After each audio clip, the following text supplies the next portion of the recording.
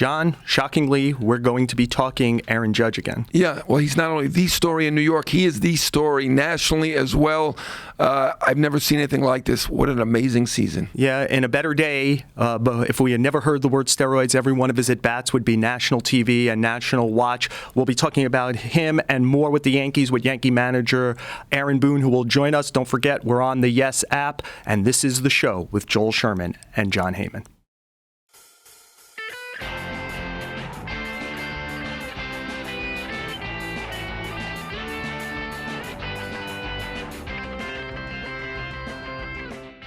Welcome to the show with Joel Sherman and John Heyman. Our guest later in this show is going to be Yankees manager Aaron Boone.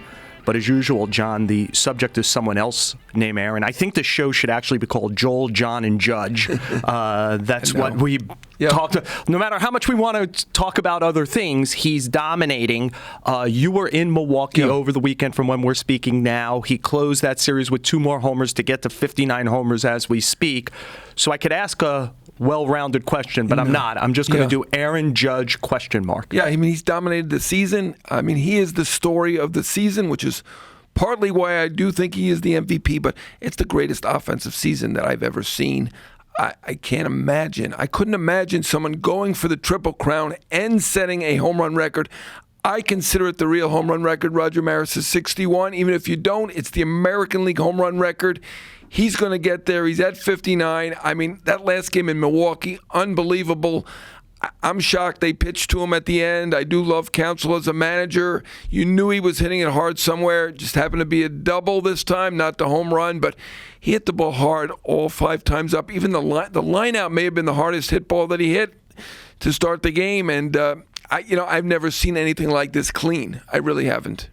John, you mentioned he's going for the Triple Crown. He's kind of having Mickey Mantle in 56 and Maris in 61 in one season, right? Amazing. It's unbelievable. And by the way, both of those guys won the MVP, right? Like by having those. And so let's drill on the MVP a little bit. I want to say this.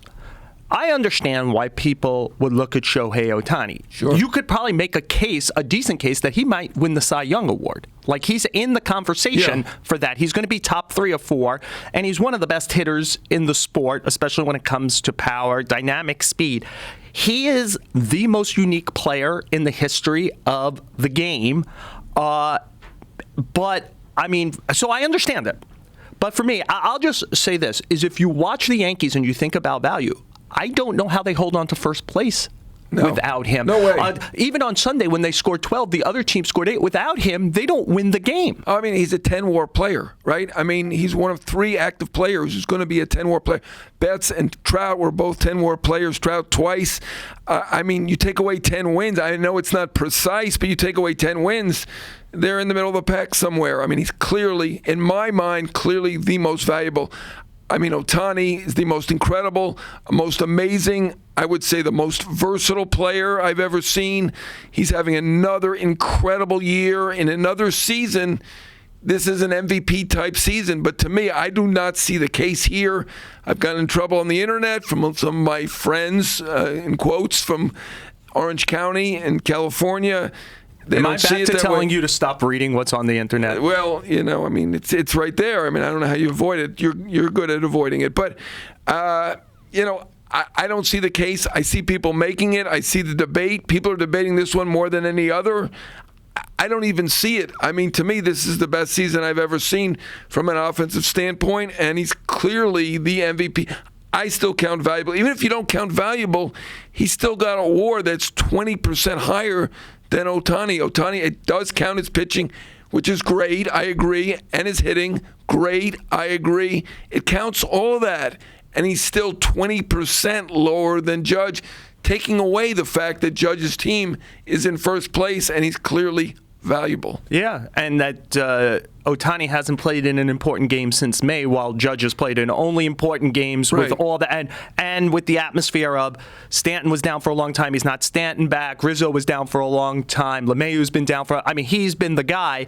Oh, and he's gotten better. He's gotten better. If you look at his numbers, it was a 960 or something OPS in the first half. It's over 1,300. 1,300 OPS in the second half. That's not even human. It's unbelievable. So you said, if you remove him, what are they? So just I want to remove something.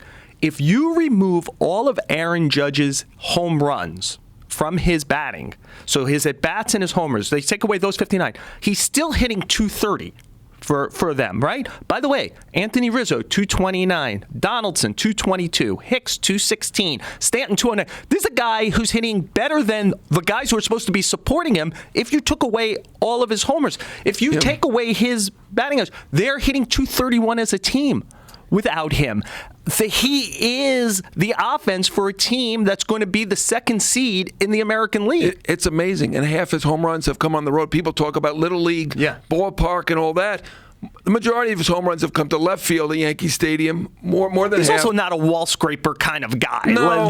I mean, he's hit a few to right field, But, I mean, it's 59 home runs at this point as we do this. We have to say that as we do this because we know he'll probably hit one tonight and tomorrow and the next day. It's amazing. I've never seen it. You know, they have no reason to pitch to him, and he's still hitting everything that they're giving him. It is like Bonds, but to me, it's better and it's real. So story number one with him has been going after the homers. Story number two is developed around who should be the American League MVP. But the story that has existed all year is how do you begin to think about monetizing this, right? Again, old story. He turned down the Yankees' 7-year, $213.5 million extension offer. He gambled on himself. I don't know that anybody's ever done it in sports better than him. He might win the Triple Crown. He might set the American League at least record for home runs. How do you begin to monetize this? Yeah, I mean, we had predictions a couple weeks ago. I think I had 288, you had 304, something like that. I think at this point you're closer. I mean, I think at this point, probably. It's like the Price is Right. Whoever gets closer without going over. Yeah, I don't know. Is there an over at some point? At this point, it probably has to begin with a 3. And, you know, we're going to talk about Cole as well. And Cole's a very good pitcher, obviously. He's got a lot of anxiety right now about giving up all the home runs that he's given up. He hasn't been. Imagine if you had a pitch to Judge. Yeah, I know. He hasn't been the true ace that, you know, you're hoping for, but he's been a very, very good player. But they gave him $324 million. I mean, if you're Judge, don't you say at this point, don't I have to get more? I mean, you don't want to bring the other guy into it and denigrate him in any way, but don't I have to be the highest paid guy on the team? The one thing that they can say is he's a little bit older. He is 30 years old at this point. Maybe not the same length of the deal, but per year, he's going to have to be the highest paid guy, which was 36. That's what he was asking for, is 36. I think at this point, I mean, he's not obligated to stick with that ask, right? He probably needs to get into the 40s at this point. Does he need to be higher than Cole? I'm not 100% sure on that, but certainly a big case for him to say that he does. And I don't know how the Yankees really argue against that at this point. So let me put you in the Yankees situation. I make you Brian Cashman, Hal Steinbrenner, Randy Levine, the people who have to decide how to do this. Would you, the moment the season ends, say, okay, let's take 48, 70, whatever the amount of hours are, but it's like, Aaron, we don't want you to do any visits. We don't need the strong-arming, the, leverage play. We get it. The leverage play is you've just had one of the greatest seasons in the history of the sport. You're our most popular player. We get it. Let's sit down and let's just get it done now. And whatever that number is, the Yankees have to live with it because they gambled and lost. Would you do that if you're the Yankees, or do you play no? Like, if we don't have to pay 40, we have to pay 37. Let's go and do this and run the Freddie Freeman risk. Yeah, you can't run any risk. I don't think you can run any risk because can you imagine this team without him at this point? I mean, everybody else has had injuries. I've seen Isaiah Kiner-Falefa hit fourth on this team, just for the record. By the way, I saw Ronald Guzman hit fourth for them one day. Yeah, that was one day, though. Yes. He's not around anymore. But, I mean, to me, you got to go right at it and say, whether it's 7 for 280, 8 for 300, you got to go right after it and get it done. I mean, the guy bet on himself. I thought he was taking a big risk. I thought the Yankees' offer was not only reasonable, I thought it was good at the time. I was wrong. Who knew? I mean, we knew he had this great season. We know he had that one great season, right, in 17, but he had 2 or 3 seasons he where did he had finish injuries. fourth for the AL MVP last year. Yeah, it was very good. You're right. But nothing like this. Right. I mean, at this point, this is as I said, have you ever seen the season better than this? I know when I asked Aaron Boone a month ago, and we'll have him on later, he said Mike Schmidt in 1980, but even that does not stack up. Obviously, they did win the championship. The Phillies won the championship. Boone's dad was a catcher on that team, but there are some exceptional seasons. This is a season I've never seen. I would say that Guidry season in '78, where he was 25-3 with a 1.74 ERA, 248 strikeouts. That's the best pitching season. This Doc is the best in '85. Yeah. 1.53, right? I think that's the best baseball season I've seen until this year. 1.53 was the good in '85. Guidry also, but Guidry also won that playoff game. Yeah, so yeah, that puts it over the top for me. And they won the World Series, right? Like in the year. Offensively, I mean, you take out Bonds, I can't see it. I mean, Roger Maris hit 269. Unbelievable season, MVP, 61 home runs. Did not hit 3. He's hitting 316 right now. 316. I think this should be considered in something, whether it's part of your MVP thoughts or just putting in perspective the season. Judge is doing this in a year where he did gamble on himself, where that could have, we've seen money impact people's seasons, right, where they're playing for their money.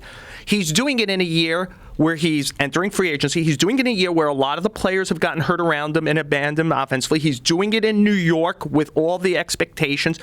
The ability, the Derek Jeter-like ability to block off the world and just enjoy yourself playing baseball while all these potential anxiety-filled issues are going on around you. I find that as staggering that he's producing this year with all this stuff where the walls could be caving in. Yeah, I think it's big that he hasn't had the hitters around him. He certainly did in the first half. Rizzo was terrific. Stanton, let's not forget, Stanton was good in the first half. He made the All-Star team, was the All-Star MVP, but second half, there's nobody there. And you pointed out the second half numbers are better.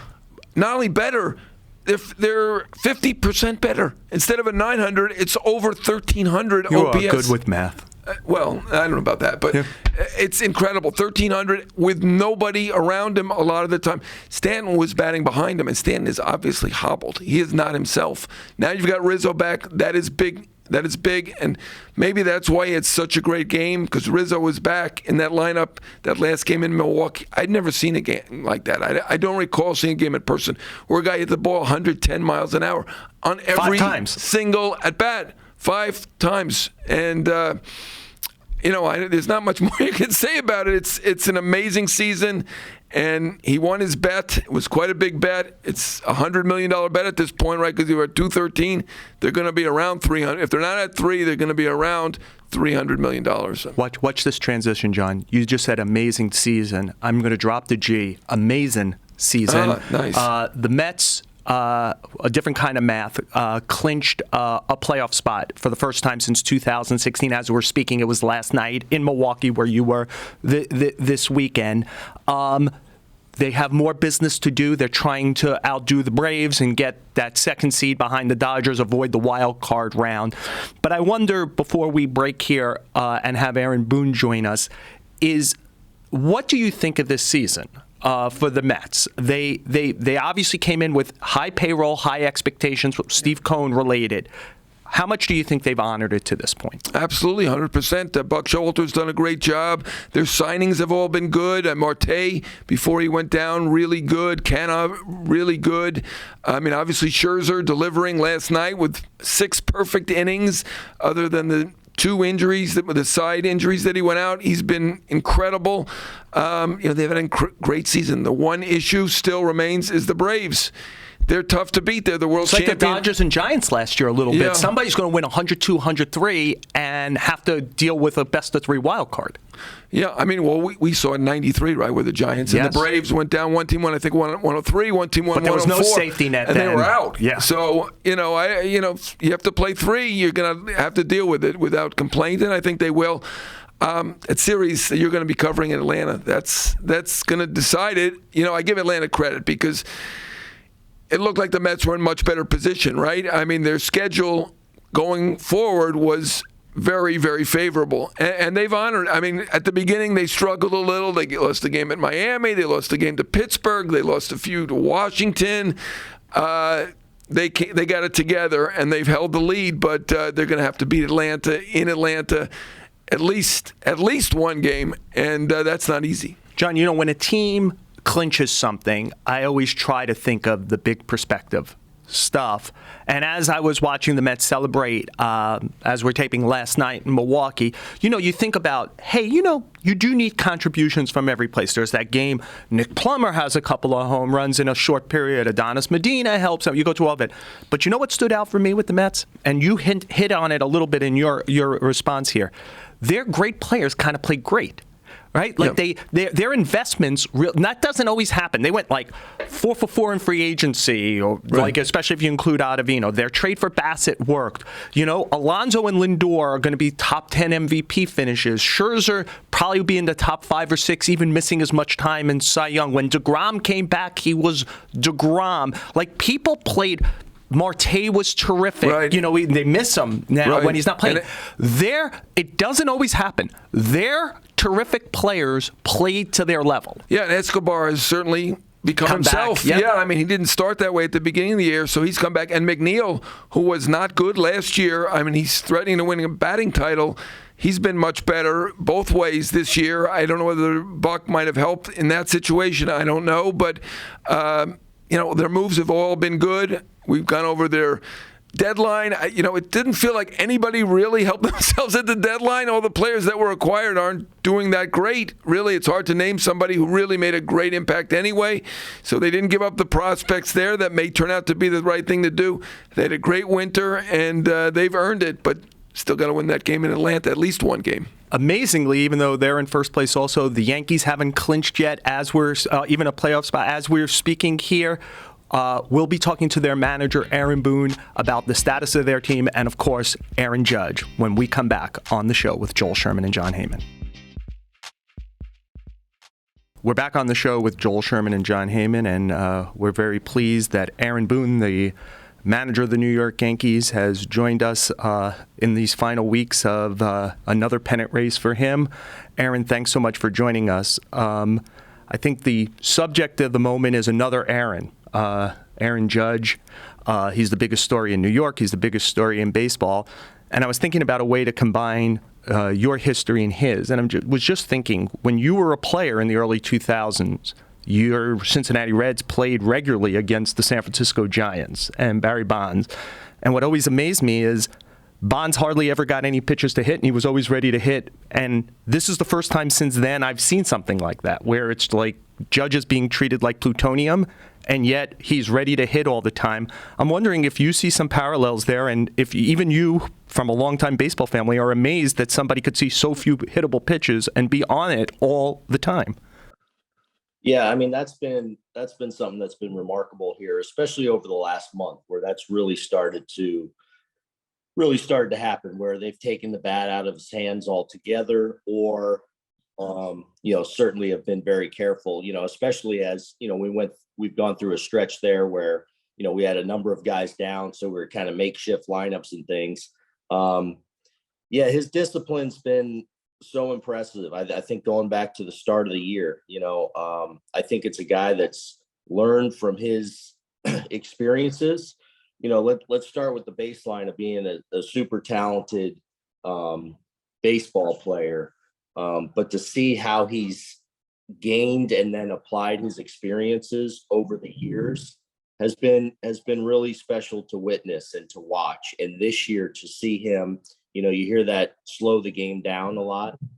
He embodies that. He does such a good job in the batter's box of like processing a pitch. If he doesn't do something that he wanted to, he'll kind of very calmly gather himself, reset his mind, and just be in complete command of the situation. And, I heard maybe even him talk about, but somebody in kind of correlating the Bonds and Judge, not getting pitched to, like it almost goes to this added focus that when that pitch does show up, you're in that much of a better position. I can't relate to that, obviously, but there may be something to that. Yeah, I'm still shocked that they're pitching to him. I mean, I was in Milwaukee. I thought they would walk him there at the end. Council's one of the best managers in baseball, and he pitched to him, and I guess he hoped he hit the ball at somebody, hit a liner at left, and it was a double.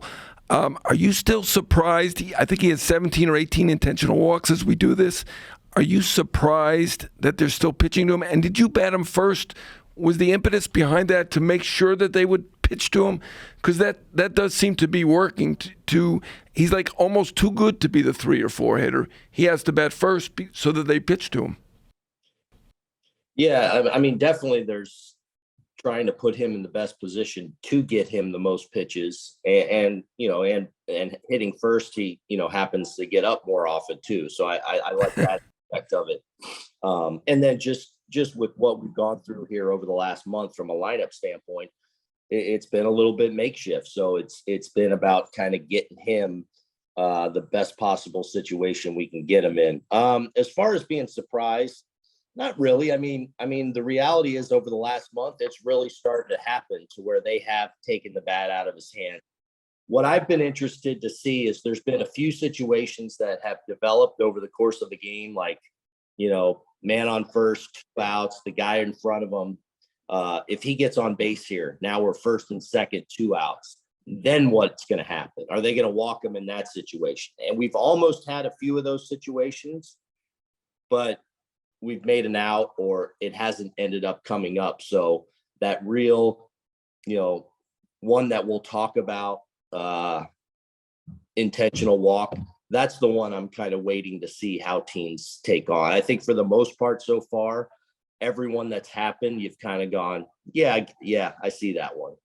But now more and more teams, obviously they're unique situations with Bonds and Judge, but also the way you, I think, view the intentional walk as an industry has probably changed a lot over that time frame as well. Your pal and former coach Phil Nevin, now the manager of the Angels, kind of unleashed this again when he walked them twice when you were in Anaheim. Since then, it's become more in use. So you probably owe your pal that to remind everyone that they could use it.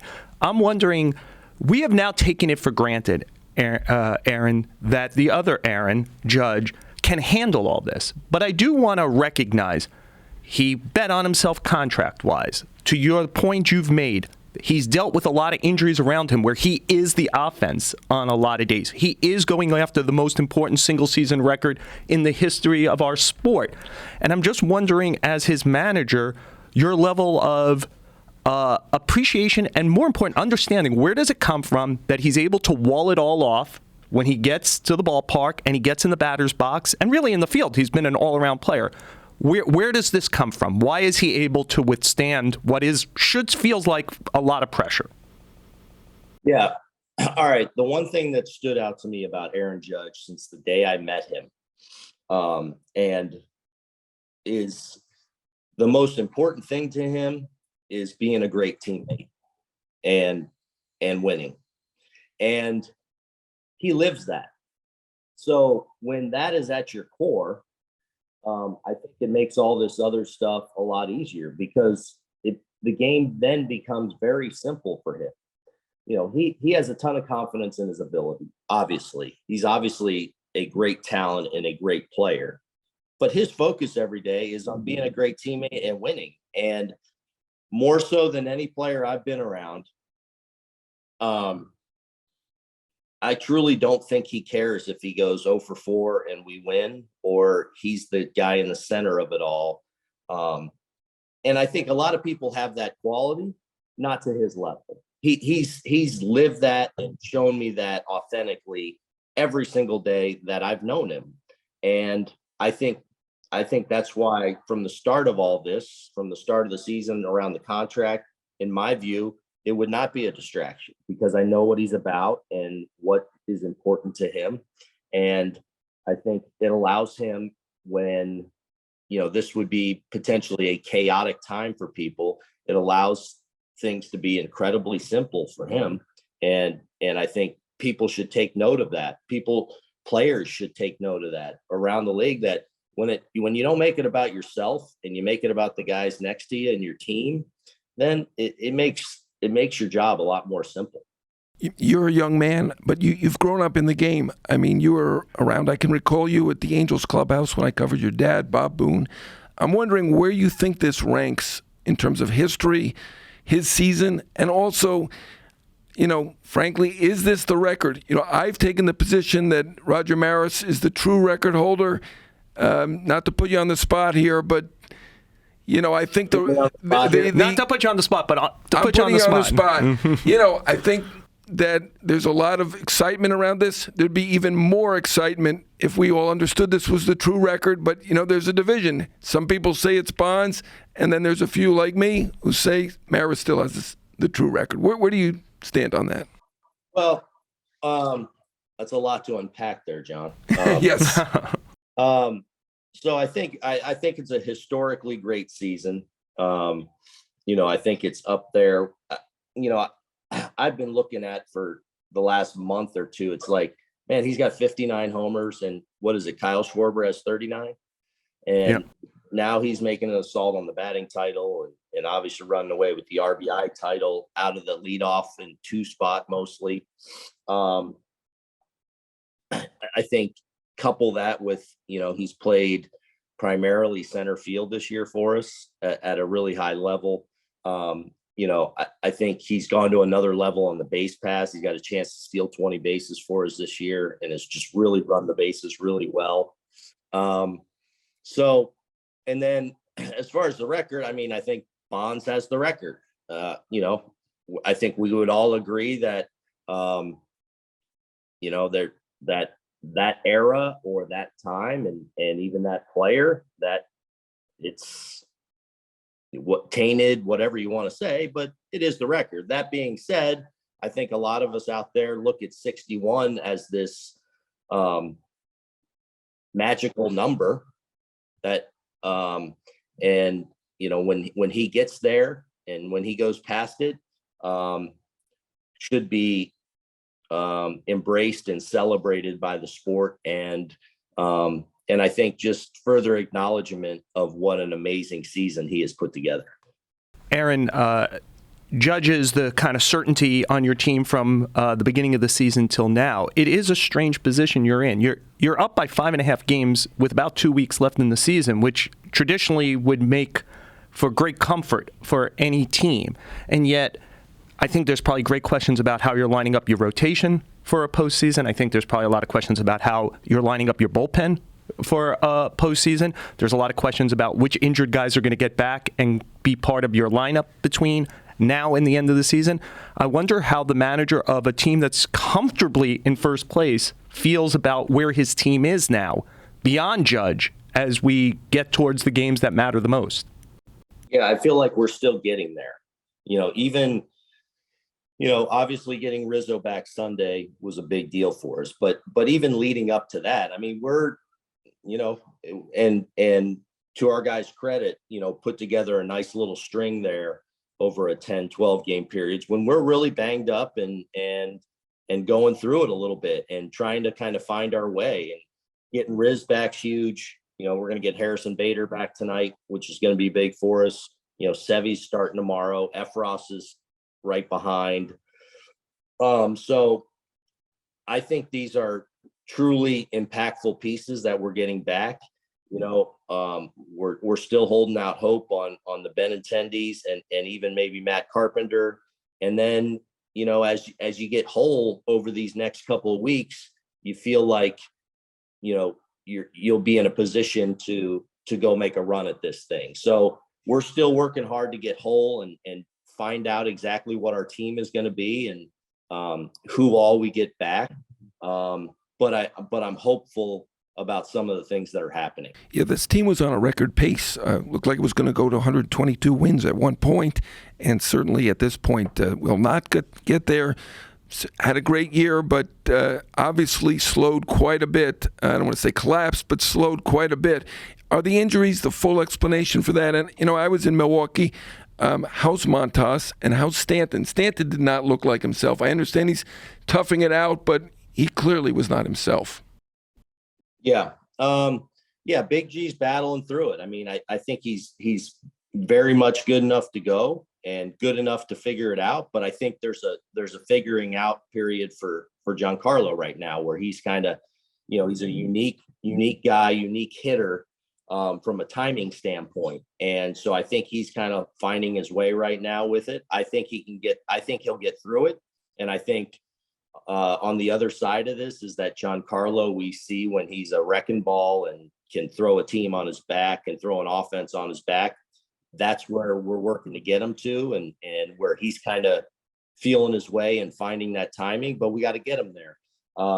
Frankie, I'll know a lot more here in a couple hours when I get in and see him. So we'll see on that. And then, I think some of the attrition we went through, with Rizzo dealing with the back issue, Giancarlo being down, DJ, who was having an amazing year, all of a sudden, that toe creeped in and kind of zapped him a little bit. So, it took like 3 or 4 key, and then you take Benintendi out, 4 key cogs in our offense out of the lineup. We're a different team. So, we went through a stretch there for a few weeks where offensively it was a real challenge for us.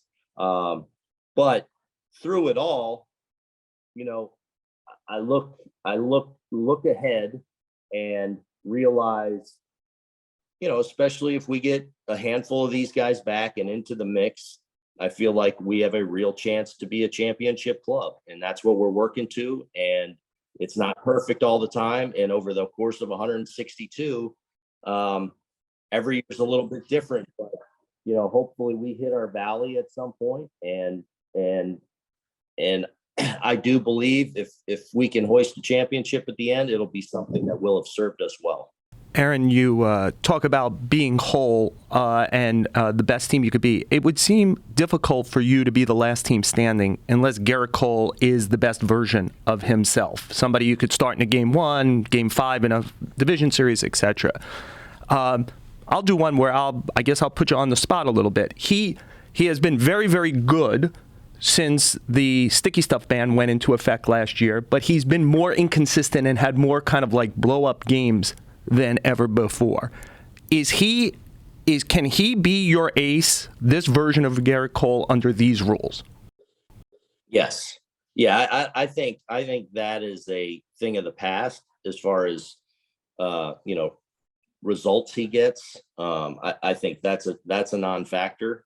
I think the biggest thing for him is just finding that next level of consistency to be truly dominant, because he has all the pitches. His stuff has been remarkably consistent. It's just he's been the victim of his mistakes have turned into homers, especially this year, where he's had those innings where if he loses a little bit with the command, I think teams hunt slug versus him and sell out to slug versus him, because they know you can't treat him like a normal pitcher where you're going to cover a few things or look for certain things and be in position. I think guys go sell out to certain things, and when he hasn't been perfect with it, they've made him pay with the long ball. So that's something that we're trying to get better at, figure out. Is it do we need to do a better job of sequencing, locating, all those kind of things? But he certainly has everything there to go shut down a great offense when he's on top of his game. I'll follow that up. Cortez has been really good. Is Cole definitely your game 1 starter in the playoffs? Yeah, Cole would be. And we feel great about Nestor, obviously, too. So hopefully Sevy getting back here and getting a few starts under his belt here at the back end, put him in that mix too. So we got a couple weeks to go there. We got to see how we get there and how we get in, and those things always affect how you line things up, but hopefully we're in a position to line it up how we want. Aaron, you mentioned you might get Efros back very soon. You got Chapman back a few days ago. You have a lot of interesting and talented options. Is that the good news or the bad news? Do you know how you want to deploy this in your biggest games? And do you trust that Clay Holmes is going to return to first half Clay Holmes and be able to be the guy who gets the ball at the end and shut things down? Because obviously he's also been inconsistent since the All-Star game. Yeah, I think it's I think we do have a lot of really good options that are capable of getting big outs in high leverage situations. And I think I'm kind of including Efros into that mix. I believe he can be a part of that mix. So hopefully, you have some balance with, but I do think it's going to be a situation where down the stretch here, and then even into the postseason, you could have a number of different guys closing out games for us. I think, I'm going to line it up to where I want guys to get into the best parts of the order or the best, 3 or 4 lane matchups that I think they have the best chance to be successful. So that's how we're going to kind of do it moving forward. And hopefully we're getting these guys into a good spot. And I feel like Clay's right in there. I feel like Clay's, I know he's had a couple of bumpy outings, but since he went through the stretch where he struggled there and then went on the IL, since he's come back, I've been pleased with how he's thrown the ball. I've been pleased with how he's responded and pitched when he's had some adversity within a game. And I think those are things that hopefully serve him well too. I got a different kind of question here for you. I'm sure you saw what Joe Maddon said about managing. I'm wondering, has it been a surprise to you? I'm assuming here that it's a collaborative effort, everything, including the lineup at times. Has that been a surprise to you? Have you adjusted? Obviously, your dad played and managed in a different era. When I covered him, Gene Mauch was the manager. He certainly would not have accepted the input of the front office. Times have changed. I think at this point, we assume almost every front office has big input. How has that been for you? How have you adjusted to that? How do you deal with that? It's been fine. My experience does not line up with Joe Maddon and some of the, that would be an exaggerated version of what I've experienced. From a lineup standpoint, 95% of the time it's, Mendy and I go through it the night before and kind of line up what we're thinking. I'll occasionally go to a hitting coach or maybe an analyst and say, hey, what do you think here on tomorrow? I might get their opinion on something. But they give us really good information to deal with that really help us, as we go through kind of what we have a runway meeting every night where we kind of line up, who's available in the pen, how we think we want to use them, where we see them fitting in, where the other team might pinch hit here, different matchups that we like. So we kind of go through that, and the information that I feel like our organization provides is tremendous. So my experience has been a good one in that regard. Aaron, to wrap up here, thank you for joining us. I want to piggyback on that a little. By almost any a variable, you've been a very, very successful manager here in your fifth year, short of the championship, obviously. You've won over 60% of your games. You go look in the history of the game. Not many people who managed have done that. Your teams have always made the playoffs. You're about to probably win a division for the second time. I wonder what you think. We had Brian Cashman on a few weeks ago. When things don't go well, you guys get labeled as idiots pretty quickly in this age. I wonder what it's like to be successful and withstand lots and lots of criticism of your work. Yeah, I mean, look, it goes with the territory. I mean, I know that's kind of the stock answer, but it really does. I mean, you sign up for this. You certainly understand that. You certainly understand wearing the pinstripes is a different level of scrutiny. And a lot of it is fueled out of passion. There's times when you see things that you want to set the record straight. You try and keep moving on from that though. When I'm in the season, I don't see very much of anything. So I'm kind of, when I took on this job, it was like I wanted to be part of a team. I wanted to be in the fire, in the competition, in the arena, and I want to win a championship. That's why I came and did this, and that's what I'm kind of just uber focused on, and trying to put my best foot forward every day to try and accomplish. And so you try not to get caught up in the rest. Well, Aaron, thank you so much for joining us on the show with Joel Sherman and John Heyman. Best of luck the rest of the season. We'll be back to wrap up right after this. Well, John, Aaron Boone was nice enough to join us for about 20, 25 minutes today. He covered a lot of ground there. What stuck out to you? Well, his personality. I mean, he's certainly a very personable, kind guy, and everybody likes him. And I think you can see why the club loves him, the players love him. You never hear anything. And that's one thing that stuck out. But I would say of the answers, two interesting things where we put him on the spot a little bit. I'm not shocked that he says that Bonds is the real record holder. Obviously paid tribute to Judge. He's amazed like all of us are. But he acknowledges Bonds as the record holder. Maybe I'm in the vast minority there. I don't know. He also said Cole would start Game 1. I wasn't sure of that. I really wasn't. I thought Cortez has really been their better pitcher this year. I don't know. Were you surprised at all that he committed to Cole for one? No. One of the things, and again, this might just be building up, is Cortez has been great early in his 2 starts and has run out of gas a little bit after about 4 innings or 2 times around. And I assume the guy you want to start in Game 1 is a guy you believe at least could horse it into maybe the 6th or 7th, which leads me to the other thing, what I found interesting about what Boone talked about, John, which is he is planning to maneuver his bullpen to what he believes is the best usage. So instead of having, this is my 7th inning guy, this is my 8th inning guy, this is my 9th. Terry Francona did this a little bit in 16, where he was like, Andrew Miller is my attack dog. I'm going to use that wherever I have to. I do wonder if they have a lot of answers or a lot of questions in their bullpen right now, because I do like a lot of these guys, and yet there's not a high level of trust on any of them. Yeah, at the moment, I think it's out of necessity. I don't think he has any choice. I think he'd love Holmes to be the closer, and he's used Holmes as the closer, but he has not been dominant, at the very least, over the last couple weeks.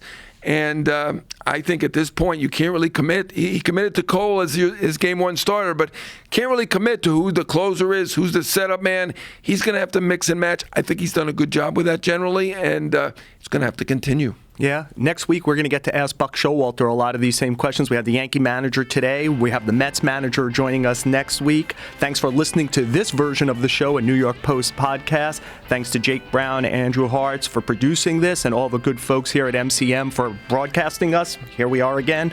Subscribe to the show on Apple Podcast, Spotify, or wherever you get podcasts. Give us a 5-star rating on Apple or Spotify. He's John Heyman. You can find him on Twitter at John Heyman. I'm at Joel Sherman 1. Join us listen to us this week. Join us every week on Tuesday. Next week with Buck Showalter on the show with Joel Sherman and John Heyman.